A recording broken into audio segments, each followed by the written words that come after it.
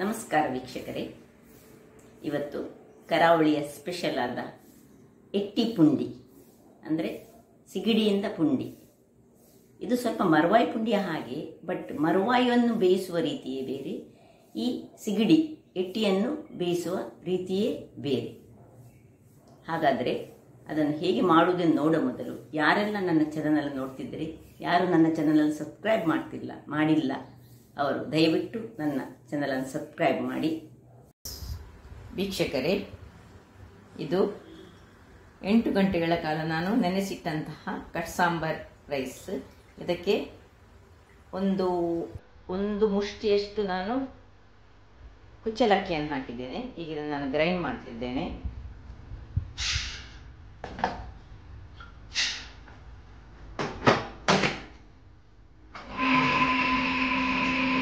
Grind ಮಾಡುವಾಗ ಸ್ವಲ್ಪ ಉಪ್ಪನ್ನು ಸಹ ಹಾಕೊಳ್ಳೋಣ.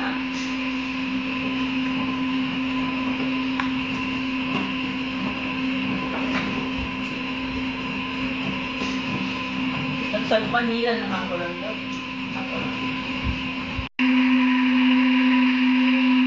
ವೀಕ್ಷಕರೇ, ಈಗ ಆಗಿದೆ, ಇದನ್ನು ತೆಗೆಯೋಣ.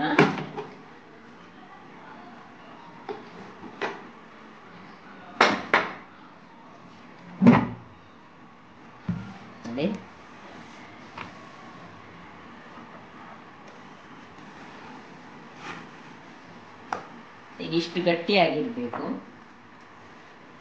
ಇದನ್ನೀಗ ಮತ್ತೆ ಉಂಡೆಗಳಾಗಿ ಮಾಡಿ ಬೇಯಿಸ್ಲಿಕ್ಕೆ ಉಂಟು.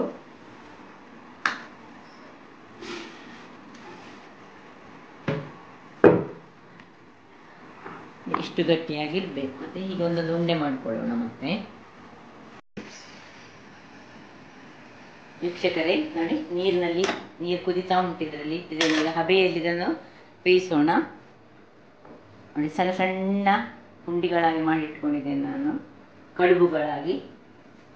ಸ್ವಲ್ಪ ಗುಡ್ಡಿಡುವ ಸಣ್ಣ. ಇದನ್ನು ಈ ಸತಿ ಕಟ್ ಮಾಡಲಿಕ್ಕಿಲ್ಲ.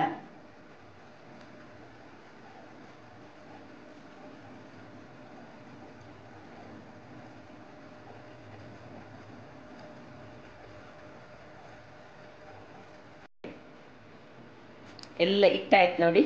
ಈಗ ಇನ್ನು ನಾವು ಇದು 20 ನಿಮಿಷಗಳ ಕಾಲ ಇದನ್ನು ಮುಚ್ಚಿಟ್ಟು ಬೇಯಿಸೋಣ. ಇದು ನನ್ನ ಕುಕ್ಕರ್ ಯಾವಾಗ ಇಡುದು, ಇದರಲ್ಲಿ ನಾನು ವಿಜಿಲಲ್ಲಿ ಇಡ್ಲಿಕ್ಕಿಲ್ಲ. ಸೊ ನೋಡಿ, ಓಕೆ ವೀಕ್ಷಕರೇ, ಅಕ್ಕಿ ಹೇಗೆ ನಾನು ಬೇಯಿಸಿಟ್ಟು ಇದನ್ನು ಪುಂಡಿಗಳಾಗಿ ಮಾಡಿ ಬೇಯಿಸಿಟ್ಟುಕೊಂಡಿದ್ದೇನೆ. ಈಗ ಅದಕ್ಕೆ ಇನ್ನು ಬೇಕಾಗುವ ಸಾಮಗ್ರಿಗಳು: ಈ ಎಟ್ಟಿ ನಿಮಗೆ ಎಷ್ಟು ಬೇಕೋ ಅಷ್ಟನ್ನು ಹಾಕ್ಬೋದು. ನಾನೊಂದು 1/4 kg ಅದು ನೋಡಿ, ಎಲ್ಲ ಸಿಪ್ಪೆ ತೆಗೆದು ಇಷ್ಟ ಆಗಿದೆ. ಇದರದ್ದು ಯಾವಾಗಲೂ ನಡುವನ್ನು ಹೀಗೆ ಕತ್ತರಿಸಿ, ಇದರ ನಡುವಲ್ಲಿರುವಂತಹ ಈ ಕಪ್ಪು ಉಂಟಲ್ಲ, ಅದನ್ನು ಯಾವತ್ತೂ ತೆಗಿಬೇಕು. ಇಲ್ಲದಿದ್ದರೆ ನಮಗೆ ಅದು ಹೊಟ್ಟೆಗೆ ಒಳ್ಳೆಯದಲ್ಲ. ಕೆಲವರಿಗೆಲ್ಲ ಹೊಟ್ಟೆ ನೋವು ಬರೋದು ಹಾಗೆ. ನೋಡಿ, ಹೀಗೆ ಕಪ್ಪು ಇರ್ತದೆ. ಇದನ್ನೆಲ್ಲ ತೆಗೆದು ಚೆನ್ನಾಗಿ ಕ್ಲೀನ್ ಮಾಡಿಟ್ಕೊಳ್ಬೇಕು. ಆ ಕಪ್ಪು ನಡುವುದು ಇರಲೇಬಾರದು. ನೋಡಿ, ನಾನು ಒಂದು ಸಣ್ಣ ಟೊಮೆಟೊ ಕಟ್ ಮಾಡಿಟ್ಕೊಂಡಿದ್ದೇನೆ, ಒಂದು ಈರುಳ್ಳಿಯನ್ನು ಕಟ್ ಮಾಡಿಟ್ಕೊಂಡಿದ್ದೇನೆ, ಹಾಗೂ 1.5 ಸ್ಪೂನ್ನಷ್ಟು ಕೊತ್ತಂಬರಿ ಬೀಜ, ಒಂದು 6 ಉದ್ದ ಮೆಣಸು, ಮತ್ತೊಂದು 2 ಸಣ್ಣ ಮೆಣಸು, ಮತ್ತು ಶುಂಠಿ ಒಂದು ತುಂಡು, ಒಂದು 10-12 ಬೆಳ್ಳುಳ್ಳಿಗಳು ಬೇಕು. ಯಾಕಂದರೆ ಅದರಲ್ಲಿ ಒಂದು 4-5 ಬೆಳ್ಳುಳ್ಳಿ ಗ್ರೈಂಡ್ ಮಾಡುವಾಗ, ಮಸಾಲೆ ಮಾಡುವಾಗ ಬೇಕು. ಮತ್ತು ಒಂದು 5 ಬೆಳ್ಳುಳ್ಳಿ, ಸಣ್ಣ ಸಣ್ಣ ಬೆಳ್ಳುಳ್ಳಿಗಳಿದು. ಇದನ್ನು ನಾನು ಸಣ್ಣ ಸಣ್ಣ ಕಟ್ಟು ಮಾಡಿ ಇಟ್ಟುಕೊಂಡಿದ್ದೇನೆ. ಸಣ್ಣ ತುಂಡು ಹುಳಿ, 1 ಸ್ಪೂನಿನಷ್ಟು ಜೀರಿಗೆ, ಒಂದು 1/4 ಸ್ಪೂನಿನಷ್ಟು ಮೆಂತೆ, ಮತ್ತು 10 ಪೆಪ್ಪರ್ಕಾರ್ನ್ಸ್, ಕರಿಮೆಣಸು, ಮತ್ತು 1 ಬೌಲ್ನಷ್ಟು ತೆಂಗಿನ ತುರಿ ಬೇಕು. ಇದು ನಾನು ತೆಂಗಿನ ತುರಿ ಕಟ್ ಮಾಡುವಾಗ ಸ್ವಲ್ಪ ಅದು ಎದ್ದು ಬಂತು ಹೆರಿಯುವಾಗ. ಮತ್ತು ಕೊತ್ತಂಬರಿ ಸೊಪ್ಪು, ಆಪ್ಷನಲ್ ಕೊತ್ತಂಬರಿ ಸೊಪ್ಪು, ಮತ್ತು ಇದು ಕರಿಬೇವಿನ ಸೊಪ್ಪು. ಮೊದಲಿಗೆ ಈಗ ಒಂದು ಗ್ಯಾಸ್ ಉರಿಸಿ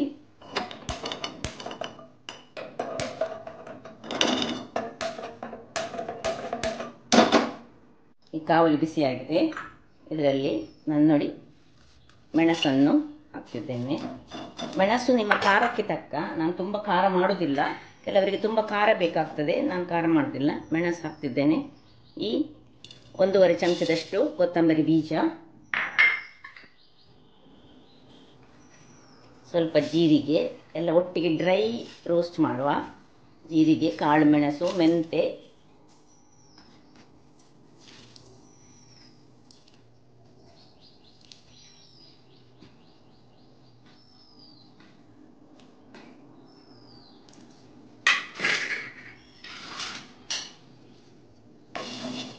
ಸಣ್ಣ ಉರಿಯಲ್ಲಿ ಮಾಡುವ, ಕರಟಬಾರ್ದದು.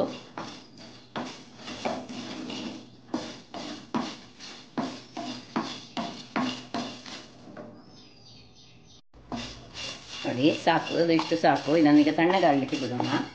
ಇದಕ್ಕೆ ನಾನು ಹಾಕಿದ್ದು ಜೀರಿಗೆ, ಮೆಣಸು, ಕೊತ್ತಂಬರಿ, ಕಾಳು ಮೆಣಸು ಹಾಗೂ ಮೆಂತೆ.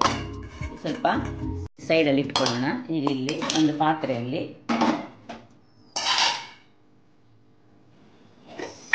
ಸ್ವಲ್ಪ 1 ಚಮಚ ತುಪ್ಪ,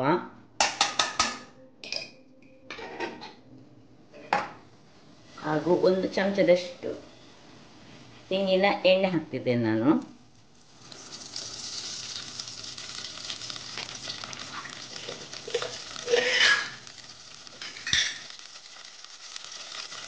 ಅದು ಬಿಸಿ ಆಗುವಾಗ ಸ್ವಲ್ಪ ನೀರುಳ್ಳಿ,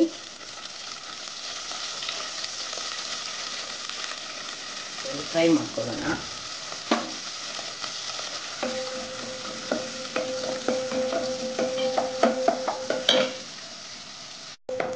ನೋಡಿ ಇದಿಷ್ಟು ಕಾಯುವಾಗ ಈಗ ಇದಕ್ಕೆ ನಾವು ಸ್ವಲ್ಪ ಕರಿಬೇವಿನ ಸೊಪ್ಪನ್ನು ಕತ್ತರಿಸಿ ಹಾಕೊಳ್ಳೋಣ.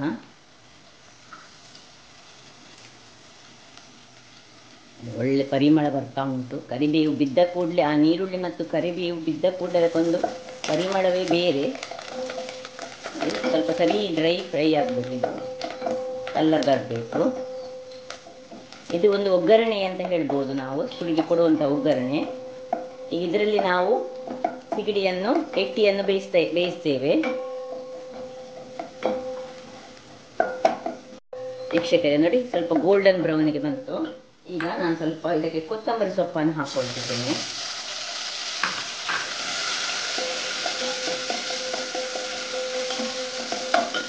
ಇನ್ನು ಟೊಮ್ಯಾಟೊ,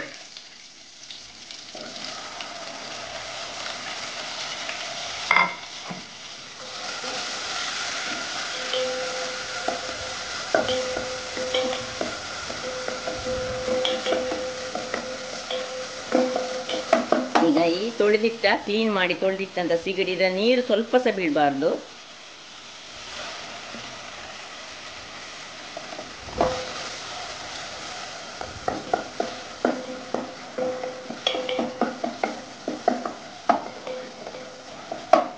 ಈಗ ಸ್ವಲ್ಪ ಹಳದಿ ಪುಡಿ ಹಾಕ್ತಿದ್ದೇನೆ, ಯಾಕೆಂದರೆ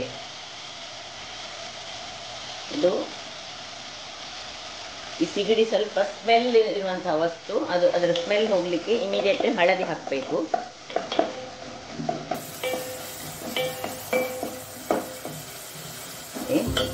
ಸ್ವಲ್ಪ ಉಪ್ಪನ್ನು ಹಾಕಿ ಈ ಸಿಗಡಿಗೆ ಬೇಕಿದ್ದಷ್ಟು ಉಪ್ಪನ್ನು ನಾವು ಹಾಕೊಳ್ತಿದ್ದೇವೆ. ಇದರ ಪುಂಡಿಯಲ್ಲಿ ನಾವು ಪುಂಡಿ ಮಾಡುವಾಗ ಅದಕ್ಕೆ ಪುಂಡಿಗೆ ಸಹ ಉಪ್ಪನ್ನು ಹಾಕೊಂಡಿದ್ದೇವೆ, ಅದನ್ನಾಗಿ ಇಲ್ಲಿ ತುಂಬ ಉಪ್ಪು ಹಾಕೊಳ್ಬೇಡಿ. ಈಗ ಸಣ್ಣ ಉರಿಯಲ್ಲಿ ಇದು ಚೂರು ನೀರು ಹಾಕೊಂಡು ನಾವು ಅದಕ್ಕೆ ಬೇಯಿಸುವ. ಸ್ವಲ್ಪ ಒಂದು 1/4 ಲೋಟದಷ್ಟು ನೀರು, ಸ್ವಲ್ಪ ನೀರು ನೋಡಿ ಹಾಕಿ ಸಣ್ಣ ಉರಿಯಲ್ಲಿ ಇದು ಹಾಗೆ ಬೇಯಲಿ.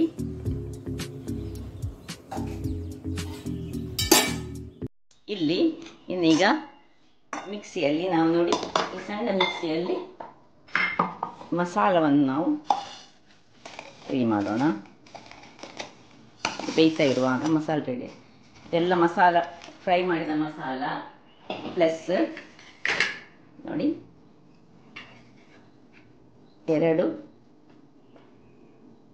4 ಬೆಳ್ಳುಳ್ಳಿ ಮತ್ತು ಹುಳಿ ಸ್ವಲ್ಪ ಹಳದಿ,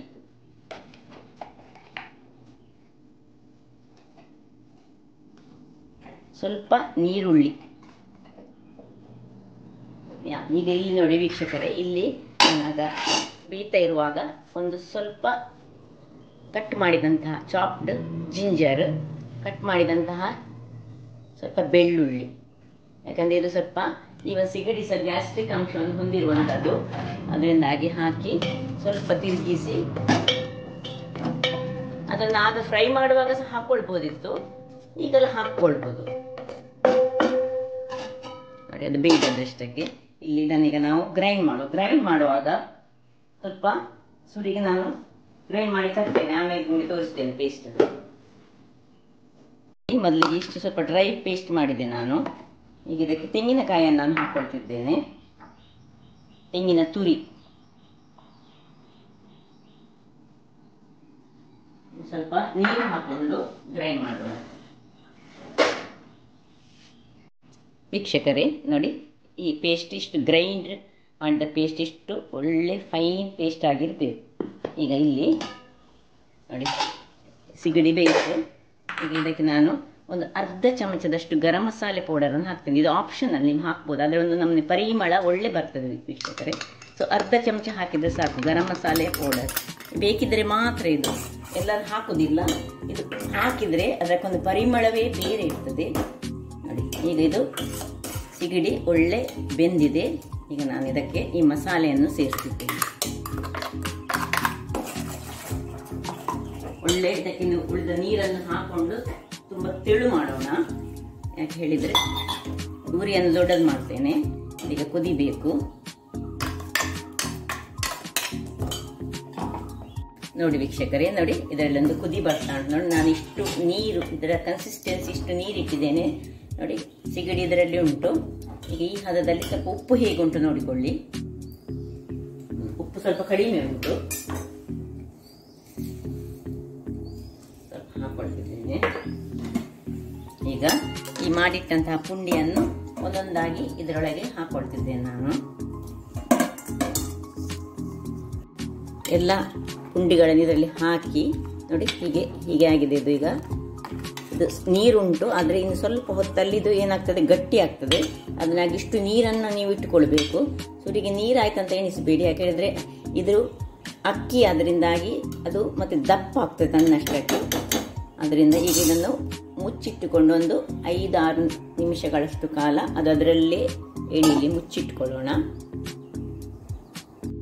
ನೋಡಿ ವೀಕ್ಷಕರೇ, ಇದೀಗ ಕುದೀತಾ ಬರ್ತಾ ಉಂಟು ನೋಡಿ, ಒಳ್ಳೆ ಕುದೀತಾ ಉಂಟು. ಈ ಹಂತದಲ್ಲಿ ನಾವಿದನ್ನು ಸಾಕು, ಇದು ನಾನು ಸಾಧಾರಣ ಒಂದು 10 ನಿಮಿಷ ಆ ಪುಂಡಿಯನ್ನು ಹಾಕಿ ಕುದಿಸಿದ್ದೇನೆ. ಈಗ ಆಫ್ ಮಾಡಿಕೊಳ್ಳೋಣ. ಇದರ ಮೇಲೆ ಸ್ವಲ್ಪ ಕೊತ್ತಂಬರಿ ಸೊಪ್ಪನ್ನು ಉದುರಿಸೋಣ. ಈಗ ಸರ್ವಿಂಗ್ ಟೈಮ್.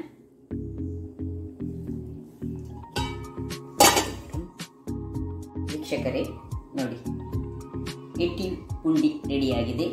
ಇದು ತುಳುನಾಡಿನ ಸ್ಪೆಷಲ್ ಒಂದು ತಿನಸು. ಹಾಗಾದರೆ ನನ್ನ ಈ ಕುಕಿಂಗ್ ನಿಮಗೆ ಇಷ್ಟ ಆದರೆ ಬೋಳೂರು ಸುವರ್ಣ ಚಾನಲನ್ನು ಲೈಕ್ ಮಾಡಿ, ಶೇರ್ ಮಾಡಿ ಹಾಗೂ ಸಬ್ಸ್ಕ್ರೈಬ್ ಮಾಡಿ ಹಾಗೂ ನನ್ನ ಇನ್ಸ್ಟಾಗ್ರಾಮ್ ಪೇಜನ್ನು ಫಾಲೋ ಮಾಡಿ. ಧನ್ಯವಾದಗಳು.